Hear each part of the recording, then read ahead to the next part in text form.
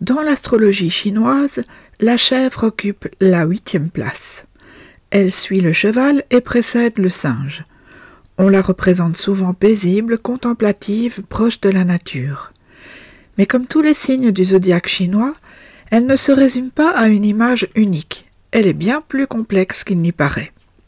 Si vous souhaitez savoir si vous êtes né sous ce signe, sachez que les années de la chèvre sont les suivantes: 1943, 1955, 1967, 1979, 1991 et 2003 ainsi que 2015.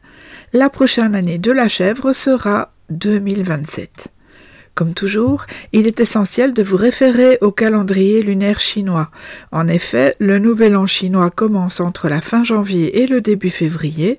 Une personne née par exemple en janvier 1991 n'est pas nécessairement une chèvre, mais peut appartenir au signe du cheval précédent dans le cycle.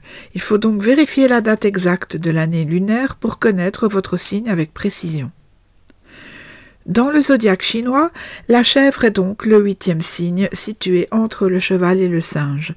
On lui prête souvent un tempérament doux, rêveur, intuitif. Mais ce signe est bien plus nuancé que cela. Il existe autant de chèvres que de manières d'habiter ce signe. Certaines sont silencieuses, d'autres audacieuses. Certaines évitent le conflit, d'autres savent parfaitement faire entendre leur voix quand cela devient nécessaire.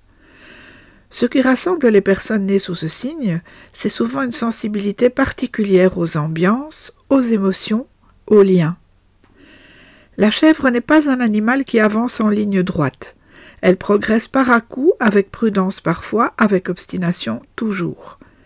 Elle a besoin d'un cadre rassurant pour déployer sa créativité, mais elle peut aussi s'adapter à des situations instables pour peu qu'elle garde un repère intérieur. Beaucoup de chèvres sont loyales, capables de profonds attachements, très investies dans leurs relations. Elles observent beaucoup, parlent avec soin, ne dévoilent pas facilement ce qu'elles ressentent.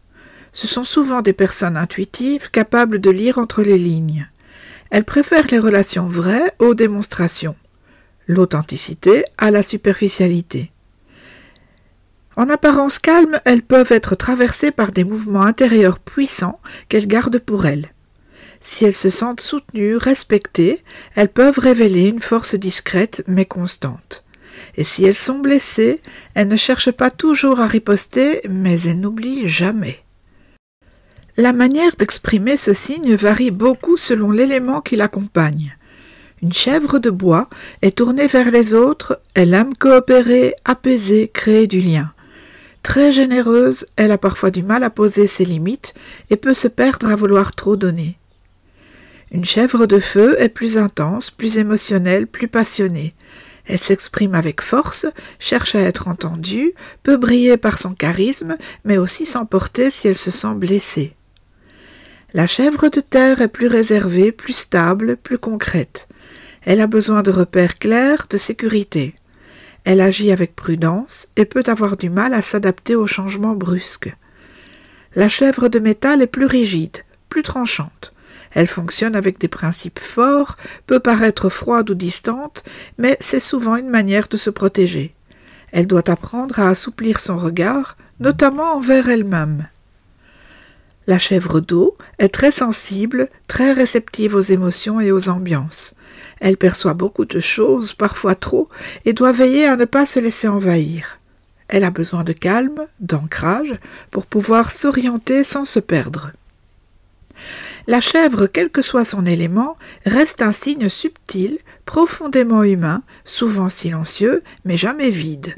Elle avance autrement par d'autres chemins, mais sa manière d'être au monde mérite d'être entendue. C'est un signe riche, nuancé, souvent sous-estimé. Elle mêle sensibilité et force, rêverie et lucidité, souplesse et constance. Si vous êtes né sous ce signe, vous possédez sans doute cette capacité rare à avancer en silence, à écouter avant de parler, à construire doucement mais sûrement. À très bientôt pour un prochain épisode.